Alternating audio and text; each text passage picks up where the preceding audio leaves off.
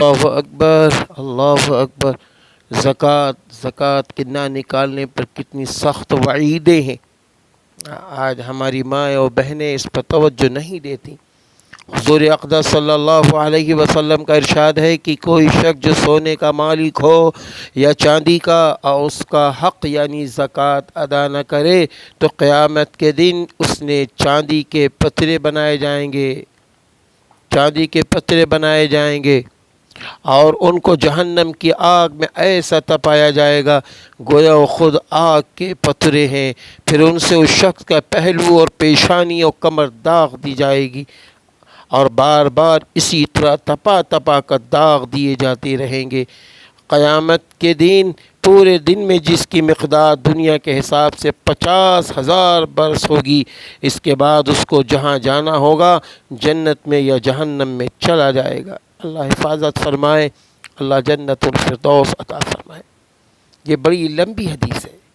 جس میں اونٹ والوں پر اونٹ کی زکوٰۃ نہ دینے کا، بکری والوں پر بکری کی زکوٰۃ نہ دینے کا عذاب اور اس کی کیفیت بتائی گئی ہے۔ زکوٰۃ نہ دینے کا حشر کیا ہے؟ یہ وبال اور عذاب جو اس حدیث میں ذکر کیا گیا کہ سونا چاندی جہنم کی آگ کے ٹکڑے بن کر داغ دیے جائیں گے، یہ تو صرف قیامت کے دن کے ایک دن کا عذاب ہے جو پیشی کا دن ہے، لیکن اس دن کی مقدار بھی 50,000 برس کی ہوگی اور اتنے دن زکوٰۃ نہ دینے کا عذاب بھگت کر یہ معلوم ہوگا کہ اپنے دوسرے اعمال میں اس قابل ہیں کہ ان کی وجہ سے معافی ہو کر جنت میں جانے کی اجازت ہو جائے، یا وہ اگر اس قابل نہیں اور معافی کی صورت نہیں یا زکوٰۃ نہ دینے کا ابھی کچھ اور عذاب بھگتنا باقی ہے تو جہنم میں پھینک دیا جائے گا۔ وہاں جو کچھ گزرے گی وہ تو تحریر تقریر میں آ ہی نہیں سکتی۔